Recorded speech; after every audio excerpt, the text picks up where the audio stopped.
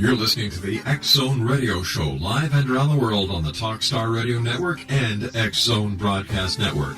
Visit our website at www.xzoneradiotv.com.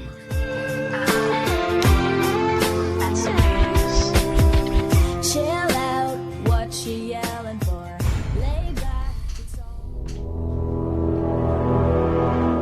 The X Zone radio and TV show is largely an opinion talk show. All opinions, comments, or statements of fact expressed by Rob McConnell's guests are strictly their own and are not to be construed as those of the X Zone radio and TV show or in any manner endorsed by Rob McConnell, Relmar McConnell Media Company, Talkstar Radio Network, its affiliated stations, or employees.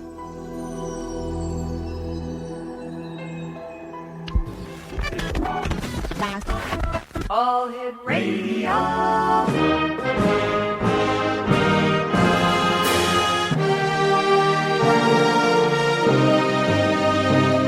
Welcome to the X Zone, a place where fact is fiction and fiction is reality. Now, here's your host, Rob McConnell.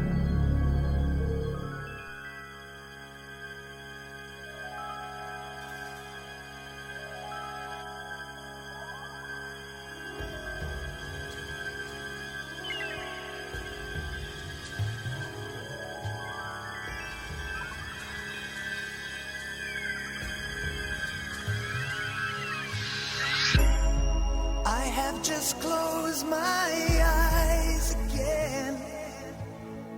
Climbed aboard the dream with a chain. Driver, take away my worries of today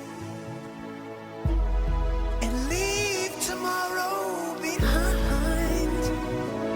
Ooh, dream weaver, I believe you can get me through the night.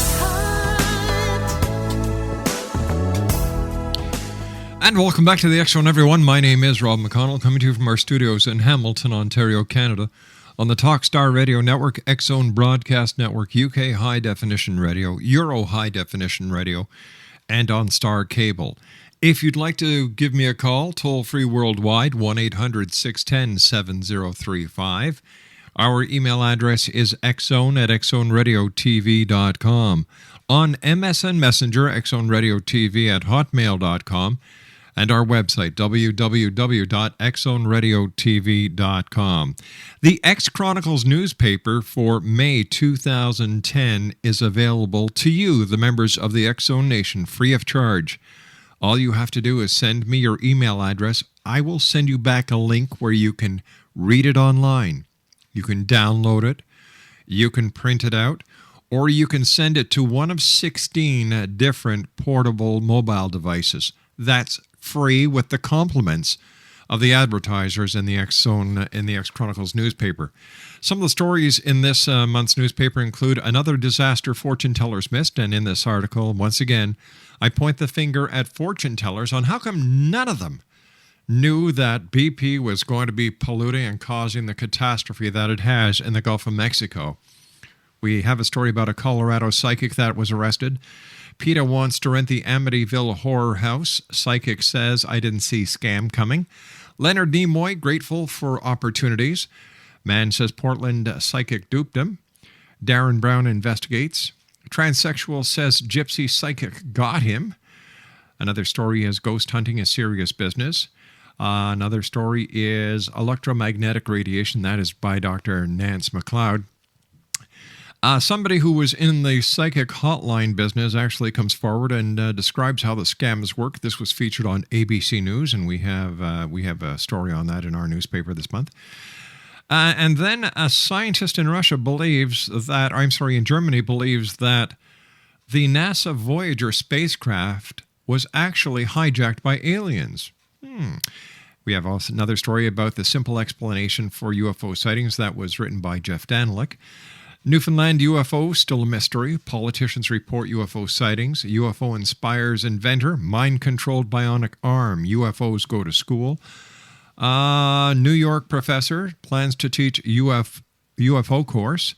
The truth behind NASA's UFO videos, these videos that are all over the place and on YouTube that people see, these little things flying out in space that they claim to be extraterrestrials that nobody's telling you about. Well, we've got the inside scoop on that. And these are just some of the stories that you'll find in this month's edition of the X Chronicles newspaper. Once again, to get your copy, all you have to do is send me your email address, and I will send you a link with our compliments and the compliments of our advertisers. When we come back from this commercial break, Exo Nation, an interview that you're not going to forget very easily. Matthew August Petty is our guest, and this is a pre-recorded interview. He couldn't make it for the live show.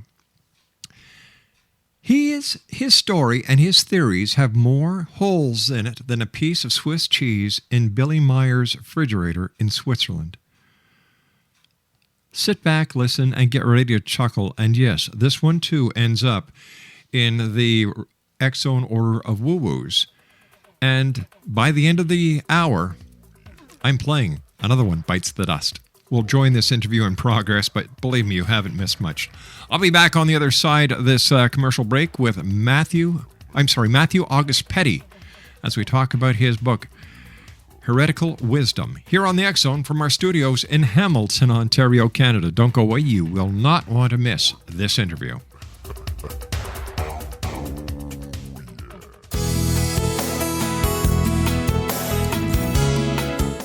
With each new extreme weather event or terrorist act, it becomes increasingly obvious that we live in uncertain and challenging times. We all buy car insurance. Why not collapse and catastrophe insurance?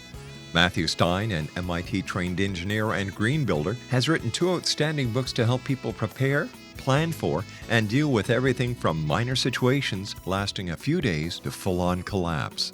Matt's first book, When Technology Fails, is a manual for self-reliance, sustainable living, and surviving the long emergency. This massive book covers the gamut from first aid and emergency preparedness to alternative healing, renewable energy, primitive living skills, and 18th century technologies that could be critical to your comfort and survival in a long-lasting crisis. Matt's second book, When Disaster Strikes, is a comprehensive emergency preparedness handbook and survival guide. When Disaster Strikes is an essential item for every family's go bag. Both books are available at all usual sources. There's a wealth of totally free information posted at whentechfails.com, and author-signed copies may be purchased at mattstein.com. That's www.whentechfails.com and www.mattstein.com.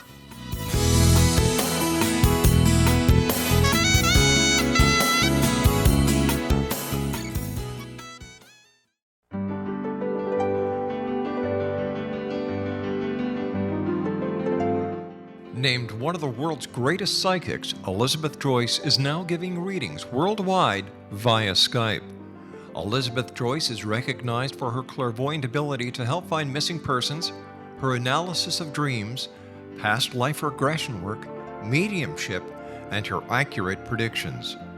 Elizabeth has been a frequent guest on the X-Zone radio show with yours truly, Rob McConnell, now for several years. For an appointment with Elizabeth Joyce, call 201-934-8986 or Skype at elizabeth.joyce. And for more information, you can always visit Elizabeth Joyce online at www.new-visions.com.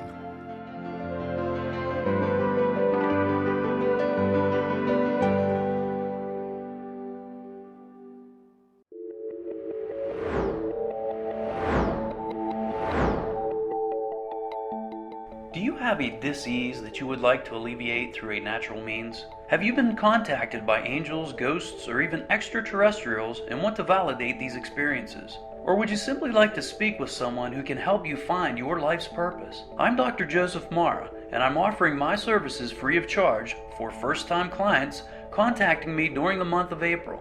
These free consultations include angel card readings, guided meditations, life coaching, and energy healing. If you have always wanted to explore these types of experiences but were skeptical or simply could not afford them, then take advantage of this free special offer. Contact me through my website, a guiding light spelled LITE.com to schedule your consultation today. Until then, I offer you love, light, and laughter.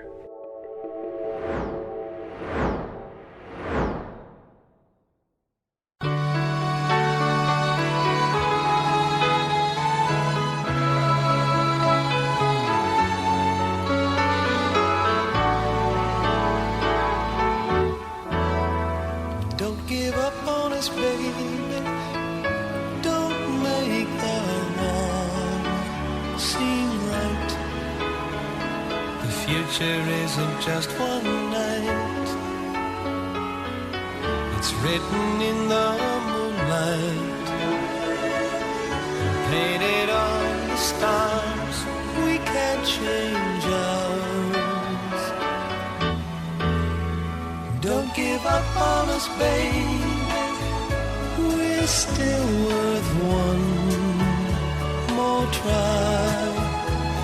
I know we put a last one by. Speaking about Starsky and Hutch, that's David Soul singing Don't Give Up on Us, Baby.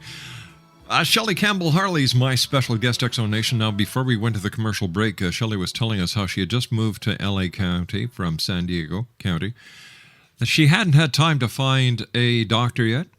She had this droning ache in her right-hand side, dropped her son off at school, went to the hospital to find out that her appendix had bust. She called up her sister and said, listen, can you pick up the young guy at school? I'm going to be away for a little while. Then she gets released and ends up back in the hospital. All right, there we go. We're back to where we left off. Take it from here, Shelley. All righty. Thank you again. Yes, it was quite a surprise. I was only released for 6 hours before being readmitted with extreme pain in my chest and back to find out I had pneumonia, an infection from the surgery, and multiple blood clots in both lungs. So family all over down in San Diego County were called. Everybody was gathering to find out what was going on. Mm-hmm. No one was sure of the outcome, and they readmitted me and immediately put me on medications. So it was quite scary for everyone, except it was very strange. I was the only one very peaceful and calm. I don't know why.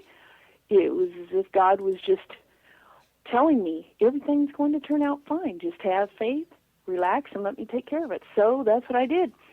I just gave it up to him. My sister had her church praying for me, had a pastor coming in, and when he came in, I wasn't sure if he was there to give me last rites or what. Yeah, I would imagine. So he says, no, I'm just there to pray for you.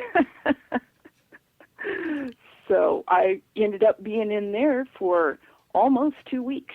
My heavens. And was released, and everything was fine, completely healed. Now, was that the only time that you believe there was some divine intervention or encounter in your life? Actually, I would say that was the third time in my adult life. There were 2 earlier instances that were just amazing, and all I can attribute it to is God. Can you share them with us? Certainly. The first, I would say, was when I was in my early 20s. And we won't say how long ago that was. All right, six.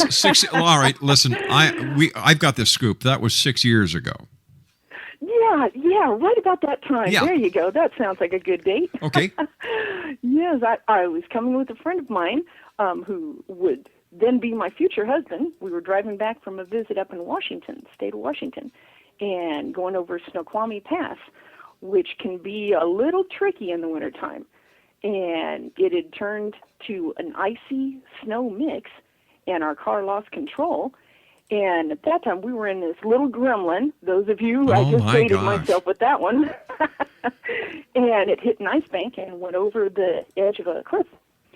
And we had no idea what was beyond that embankment and trees. But apparently, the car rolled in the air, landed on the ground, rolled down a ways, and came to a stop on all 4 tires that, even in the snow, were flattened. All the windows were broke out. My future husband and I were sitting with no seatbelts. All the windows broke out, and perfectly fine. There was a slight little scratch on my pinky and on one of his fingers. We were bruised, no broken bones, no concussion, nothing. And here it's about 7:30 at night, and here comes a snow crew out of nowhere. And what happened was there was a long embankment leading from one freeway or highway, going down, and then the other highway coming in the opposite direction. And we landed right before that road. And so they called Highway Patrol, who came and said, your car is totaled. Would you like a ride back into town? So we took it. He couldn't believe that we survived that with no seatbelts or anything. That is miraculous. Isn't it? You have got Especially in a small car. You have got to be one of the luckiest ladies I have ever talked to. And I have to ask you at this point, are you a religious person? I wouldn't go so far as to say religious. That just gives me sort of a cult feeling. But I am definitely a Christian. At that time, I knew God, but I hadn't been a churchgoer, not praying every day, but I felt a closeness to God. And it wasn't until later, after I got married and had my daughter, that I actually was rebaptized and starting on the journey to become closer to God. Do you think a person has to be religious to experience the type of miracles or divine intervention or angelic intervention that you definitely have had? I would have thought so when I was younger, but the more I hear every day, and it seems like in recent years, more and more people that are non-believers and some that are in other religions, I have heard of many miracles all over the world. So it seems like God wants to bless everybody and is trying to make a point through all that. Tell me, why do you think you experienced these miracles? It's hard to say. The only thing I can think of is God just isn't through with me yet. It's just not my time. And I don't know if it's just things that have happened and he's pulled me out of it, or it was partially my decision and it wasn't time. But I just don't think he's done with me yet. I think he has more things for me to do in this life. How do you deal with those people who have heard your stories, who have had the pleasure of meeting you in person, and they believe it's sheer coincidence, nothing to do with a miracle? How do you deal with that? Well, I tell them, that's one of the things I don't argue is politics and religion, for one thing. And all I can do is share my story. And most of the time, in fact, I can't think of anybody that hasn't been anything but amazed at what I tell them. They hear and I hear of people in circumstances that were less severe than mine that have died. For instance, people dying of just one blood clot in their arm from a little surgery or something. So everybody's quite amazed when I share my stories. Tell me, during your hospital stay, did you ever have an out-of-body experience, or did you see any angels, or did you hear any voices of comfort? No voices, no angels, although I do believe in angels. But as bad as I was feeling, especially that first week, I wish I had an out-of-body experience. Do you feel any different because of what happened to you? I do. I think especially this last time, having a younger son, he's 10 now, he was 8 at the time, and realizing how precious life is, it's just really made me focus on life. And I wake up every morning now and just thank God I'm alive and able to breathe and see the sun and enjoy my family. So tell me, how do you feel that these near-death experiences, and I'm going to call them what I believe they are, these miracles, have changed your life? It's made me feel a little more focused on people and trying to be a blessing to others and not taking life for granted so much and just going day to day like I used to, getting caught up in everyday life. Now I try to really focus and make each minute count. Focus on what? On what I'm doing, trying not to waste time so much. And I don't mean not ever relax, because we all need relaxation. Sure. But just really thinking of a focus, what is my purpose in life? And trying to use each day to move forward in that, just appreciate my family and friends, and just do what I can to make the world a better place. Tell me about the books that you write, and do the books or the articles that you write ever reflect on your experiences that you've had? Most of them, I've done 5 children's books, and the one I'm working on right now, in a way, does reflect my life's focus. I just started it this year. It's called Guerrilla Goodness, A Revolution of Kindness. And it's due out this fall. And that reflects more my life's purpose on appreciating life and instances where people have shown that random kindness to others, and just listing ways that we can show just from the littlest things to the biggest things. So much focus in the news is on the bad things that are happening. Gosh, I think we need some light shown on the good things that we can do and that have been done. Do you think that in these days that more and more people are looking for that light, looking for the good to do for others than, let's say, prior to 9/11? I think so. I think it seems like since 9/11, there have been so many more instances of just natural disasters, currently with Guatemala, Ecuador, the terrible things happening there, just all over. People are looking for hope somewhere, even if they don't believe in God. They're looking for some hope. And so I hope, books like mine and others will give them that hope, something to hold on to. It's pretty tough time to be raising kids. It sure is. Please stand by. You and I have to take our commercial break with the news. But before we go to the news, X-Zone Nation, the X-Chronicles newspaper is out. If you'd like to get a complimentary link, courtesy of all our advertisers in the X-Chronicles newspaper, all you have to do is send me an email to xzone@xzoneradiotv.com. That's xzone@xzoneradiotv.com. And I'll be glad to send you a link. Now, once you're at the paper, you can download it onto more than 16 mobile devices. You can download it into your computer. You can print it out. It's yours, 100% free to do with what you want. Once again, compliments of all of the advertisers in the X-Chronicles newspaper. You can also visit our website at www.xchronicles-newspaper.com. Shelley Campbell Harley's my special guest. Her website is www.shelleycampbellharley.blogspot.com.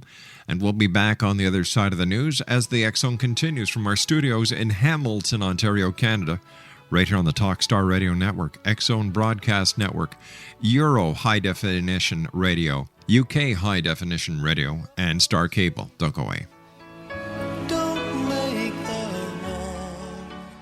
Are you considering calling a psychic to read your situation? Then consider David Champion, a psychic medium for more than 20 years with thousands of readings under his belt. David Champion will make you feel comfortable. He has proven to be honest and accurate. He's a straight shooter.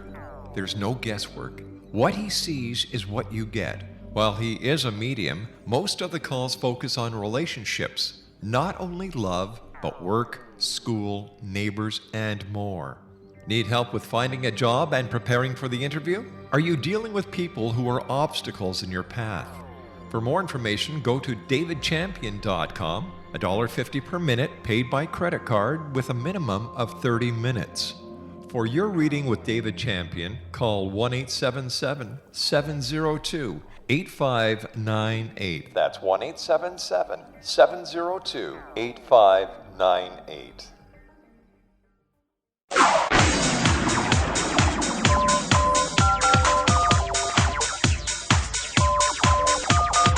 Now you can dial in to listen to the X-Zone Radio Show from anywhere in the world with Rob McConnell 24/7, 365 by dialing 213-401-0080. That's 213-401-0080. If you have a mobile phone or landline, the X-Zone Radio Show with Rob McConnell is now at your beck and call at 213-401-0080. That's 213-401-0080, 24/7, 365.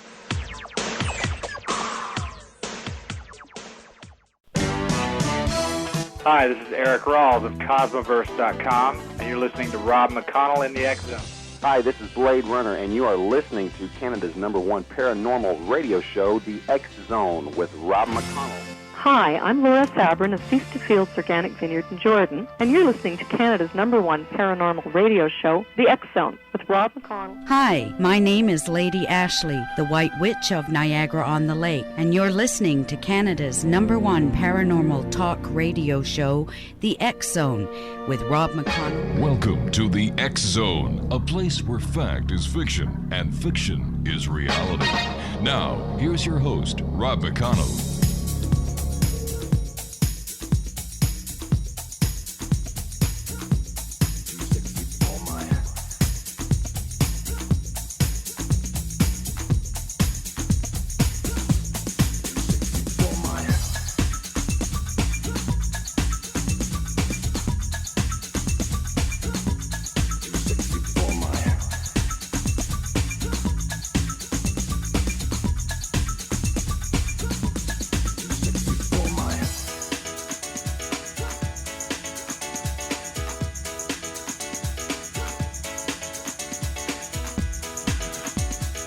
Welcome back to the X Zone, everyone. My name is Rob McConnell. We're coming to you from our studios in Hamilton, Ontario, Canada. 1-800-610-7035 is toll-free worldwide. My email address is xzone@xzoneradiotv.com.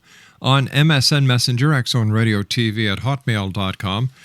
And our website, www.xzoneradiotv.com. Matthew August Petty is our special guest.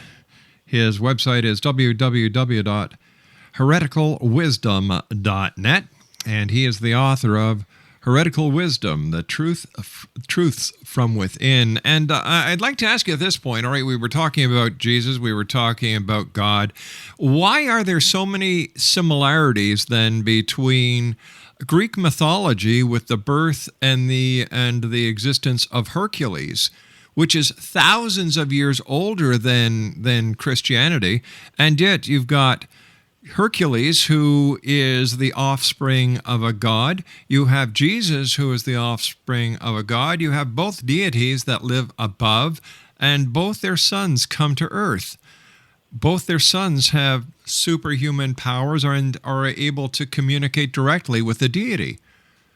How come? Well, see, I think that's the... I believe the image that is being portrayed about Jesus is, first of all, Jesus is above and beyond anyone because he really did transcend the human condition. Mm-hmm. By that I mean he was born with more of a curiosity than anyone because first he had to have faith in what his mother told him. Yeah. And secondly, and he didn't have any power when he was born. I don't believe so, in my opinion. I believe that his power was just as potentially perfect as ours as infants. But, you know, as we grow older, the environment that we live in reduces our ability. Geez, Matthew, I don't know any kids today who could raise the dead or walk on water unless it's ice. No, absolutely not. But Jesus' search for truth was more, you know, even your radio program is establishes that the search for truth is how we will find the answers to the mysteries. Well, it was a big mystery to Jesus to be born and be told that he had a certain place in history that he, you know, in the future that he couldn't even define or understand himself. I think we forget the personal sufferings and understandings and confusions that he had to deal with in his search for truth. So in his search for truth, he didn't just study the Hebrew religion. He studied Buddhism. He looked for answers for everything to try and find out what his place was in this idea. And if we're going to return to paradise, and paradise being the total understanding in a sentient being and the total power that comes with it, once you are one with the Creator, he reached that. And when he reached that point, he realized what his purpose was. And he reached that point through his third temptation, and rather than get into all the steps of that, when he was on the mountain and he realized finally that he had the power to do whatever he wished, including come down and elevate everyone's consciousness to the same understanding that he had, he realized that he couldn't, because he would be injecting his will into the equation, which was in contrast to what Adam or the first race did. See, the first race, or Atlantis, the superhuman beings who, at the time of their destruction, were still, in relation to us, a much Okay, more now hold advanced... on here. Let's back up again. You brought up Atlantis, and nowhere in the Bible do I see any mention of Atlantis. No, but what we do see in the Bible is that there is a great flood. Yeah. Okay? And it's not just in the Bible. There are several conducts and disciplines that believe in a great flood at one time. In that area of the world, but we know for a fact that great flood was not worldwide. Actually, we know that the entire world was destroyed according to the Bible. Oh, wait a sec. That's according to the Bible. You're talking about a group of shepherds and people who had no knowledge that there was a North America, a South America, an Australia. We're talking about people with a very limited set of educational skills here. We're not talking about people who had high school diplomas or university degrees here. No, but they did know about Adam and Eve, and about the floods, and the book of Genesis was already written when Jesus was born. So he knew about it, although he didn't know. You know, I'm not sure exactly what he knew or what he believed or how much knowledge was available at that time. Who wrote the book of Genesis? Who wrote the book of Genesis? Moses wrote the book of Genesis. Okay. 2,000 years, almost 2,000 years after all of the events between Egypt and the Hebrews and all of the struggles had taken place. Oh, okay, so we're saying that the flood did take place, all right? Let's just go with the biblical interpretation of this. But I'm saying the flood took place more than 10,000 years ago. We've already proven that there are scientists now that prove that even the Sphinx is probably 5,000 to 7,000 years BC. I'm saying that there was a civilization that existed many, many, many years ago, way beyond that built an ark, but it wasn't a boat. That ark being a bridge between 2 points in time and two completely different civilizations. One with total understanding and that used their knowledge for their own benefit, or not for their own benefit, but they injected their will into the equation, and a newly evolved race that didn't know anything. So original sin being the failure to know the truth that the first race left behind. Sin is the failure to know truth. So the original sin would come after destruction of all knowledge. The only thing that was left behind was, in my opinion, the Great Pyramid. It wasn't built by aliens. It wasn't built by the Egyptians. It was Noah's Ark. It was the Tower of Babel. And it was the Tree of Life. So the Great Pyramid is all of those? That's what I believe, yes. Not only do I believe it was all of those, but on top of it, the part that was missing is the Ark of the Covenant, which, when the first conflict arrived, before the first conflict, anyone could be around this edifice. In fact, the Tower of Babel, because the Egyptians were more advanced than others of this race, but they didn't even realize it until people with lesser abilities migrated into the area.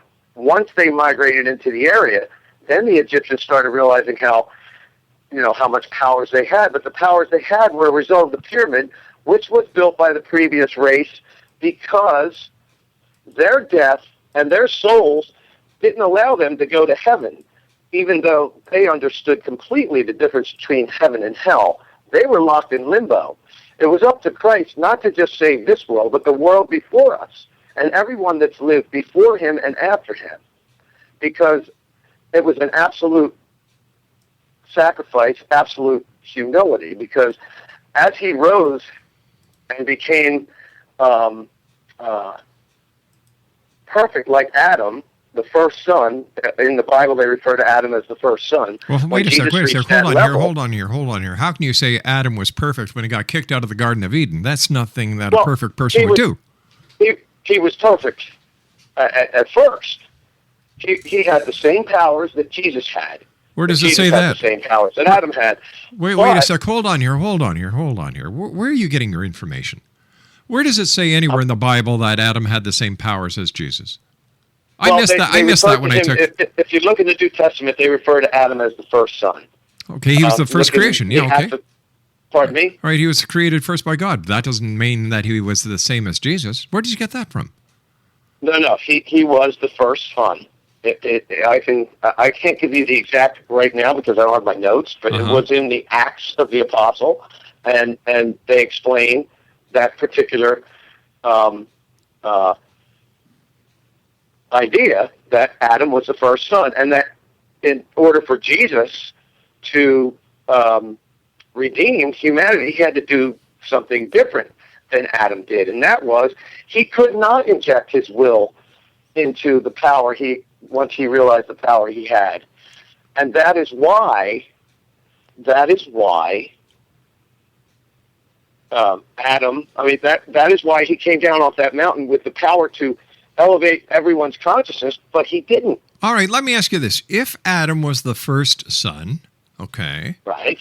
And Jesus is the second son, right?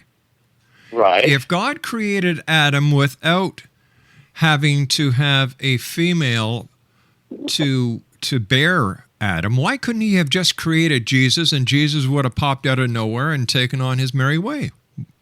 Well, because in the first race, we don't know how Adam could be symbolic as mankind with the superhuman abilities in paradise. Paradise, if we're going to return to paradise, then that means we had to start at paradise, and paradise has to have a definition, and that paradise is total comprehension, total understanding, and the total power that goes with it. But then there are two choices that you have once that power is within you. You have the choice either to use your will or to align your will with God's.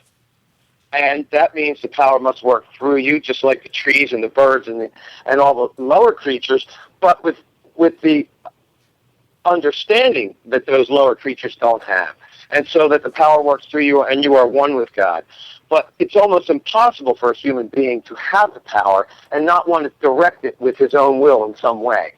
And that's why Jesus didn't elevate everyone's consciousness when he finally came off that mountain after the third temptation, which was his own realization that he had the power to do anything, that he could come off the mountain, elevate everyone's consciousness, everyone would understand him, and in doing so, he would have to inject his will into the equation. And that's when he said, "Oh God, why did you forsake me?" He finally understood what his purpose was. Not until then. Actually, he said, he asked God, why have you forsaken me, when he was on the cross? No, he didn't. Are you sure about that? Yeah, I don't believe he said it on the cross. He said... No, wait a minute. I'm asking if you're sure, because you seem to be sure about everything else. I just want to make sure that I didn't make a mistake here. Actually, I am not sure when he said that, but he did say it. Let's agree to disagree. But he did say it, and at that time, were his understandings of what his purpose were, and that his purpose was that he could not come down and elevate everyone's consciousness to the same understanding. And this is what brings us to the book of Revelation, which is an entirely another long story here. Jesus came down, and then he knew he was going to be misunderstood. That's why when the Pharisees came and said, "Prove to us that you did this and you did that. We heard about the miracles that happened." He didn't do it because he had to completely squash his ego, and he couldn't prove to anyone who he. It was all. Anytime a miracle happened, it was a result of someone's faith. Oh, by the way, it was not his conscious effort. By the way, it was in Matthew 27, verse 45 to 46, where he said, my God, why hast thou forsaken me?" Right. And what he meant was his understanding that his whole life was dedicated to finding a truth or to find his purpose. And then when he found his purpose, he realized that his only choice, the only choice he could make was to... He didn't go down and say, "I'm going to go have myself killed." he knew that he was going to be killed because he was going to be misunderstood. And he was going to be misunderstood because he could not use his will to perform miracles or to show or prove anything.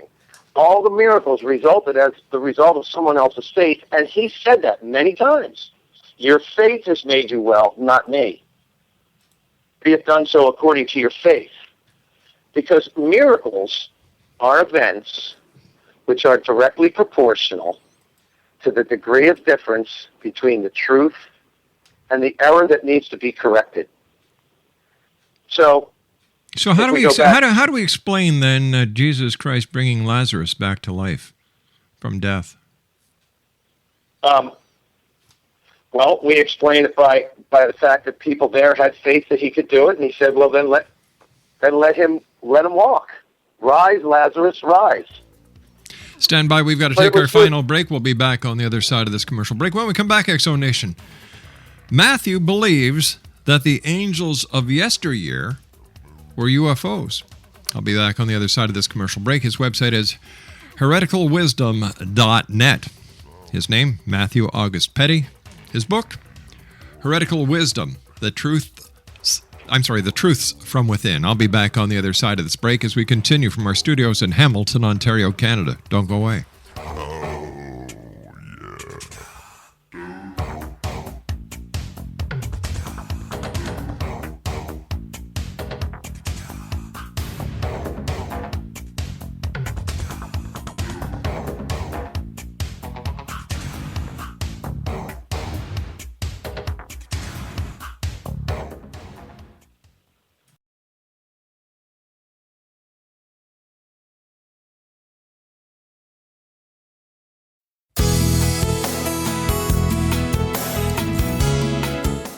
With each new extreme weather event or terrorist act, it becomes increasingly obvious that we live in uncertain and challenging times. We all buy car insurance. Why not collapse and catastrophe insurance? Matthew Stein, an MIT-trained engineer and green builder, has written 2 outstanding books to help people prepare, plan for, and deal with everything from minor situations lasting a few days to full-on collapse. Matt's first book, When Technology Fails, is a manual for self-reliance, sustainable living, and surviving the long emergency. This massive book covers the gamut from first aid and emergency preparedness to alternative healing, renewable energy, primitive living skills, and 18th century technologies that could be critical to your comfort and survival in a long-lasting crisis. Matt's second book, When Disaster Strikes, is a comprehensive emergency preparedness handbook and survival guide. When Disaster Strikes is an essential item for every family's go bag. Both books are available at all usual sources. There's a wealth of totally free information posted at whentechfails.com, and author-signed copies may be purchased at mattstein.com. That's www.whentechfails.com and www.mattstein.com.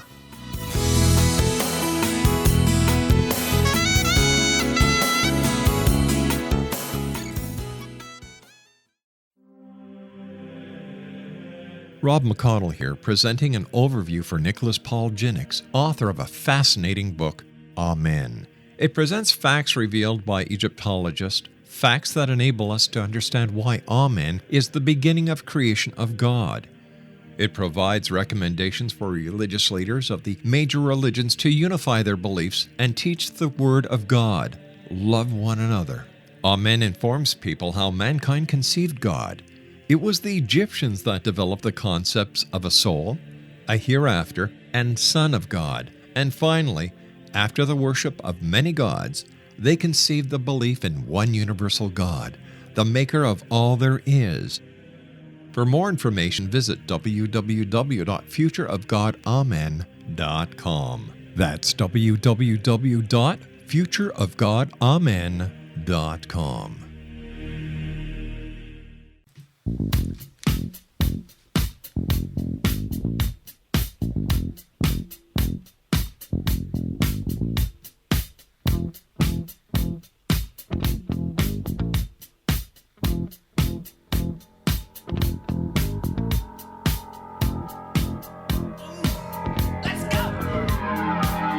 Folks barely down the street with the brim pulled way down low. Ain't no sound but the sound of his feet. Machine guns ready to go. Are you ready? Hey, are you ready for this? Are you hanging on the edge of your seat? Out of the doorway, the bullets rip to the sound of the beat. Yeah. Another one bites the dust. Matthew August Petty is our special guest. HereticalWisdom.net is his website. His book is entitled Heretical Wisdom, The Truth from Within. You believe that the angels that are talked about were actually UFOs, am I correct? Yes, I do. The reason for that is if omnipotence is omniscience, and that is God, then angels, who are creatures above man, have an enormous amount of knowledge that we're still trying to learn. And there exist two angelic forces, and one exhorts the notion that once we achieve omnipotence, our responsibility is to allow the power to work through us, and without the interjection of our will, which is why I relate that to Jesus and your faith has made you well, and your will be done, not mine. And the opposing group, or Lucifer's group, espouses the idea that once we become omnipotent, we may utilize the power as we see fit. And that battle still goes on. Okay, so let me ask you this. Let me just bring this question back around because we're running out of time very fast here. Earlier, you and I discussed that Mary was given the message by an angel about her son. We talked about the possibility of artificial insemination. So does this mean that the angel that gave Mary the message was an alien? No, I believe that, the angel may have been an alien, but that they just in vitro fertilized her with a human seed. Jesus was no different than you and me. They say he was man, so he was man. How hard would it be for an angel to have a human seed? Not hard, if they're much more advanced than we are. But how do we know that that aliens really exist? Like, there's no proof. There's no proof of aliens. There's no proof of Atlantis. You know, we're talking in big hypothetical circles this hour because there's no proof to substantiate any of the claims you've made. Well, there is proof of Atlantis, but not empirical proof. Where? I mean, the search goes on because of the Egyptians' beliefs that Atlantis exists.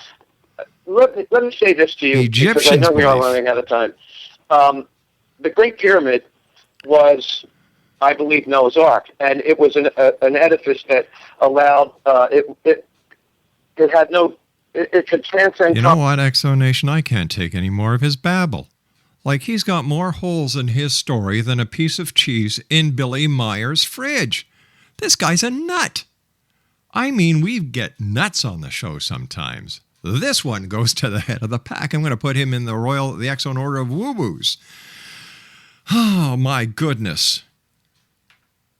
He's got a lot of crazy ideas, but he doesn't have 1 ounce of evidence to support anything that he's talking about. I've heard of people babbling and just talking on for hours, and he falls into it. That's why we played another one, Bites the Dust, because I'm telling you, over this past hour of listening to his babble, or babel in this case, it was obvious that he doesn't know what the hell he's talking about. Now I see why his book hasn't done that well, and it's understandable why he's trying to promote it. He's probably got a garage full of them.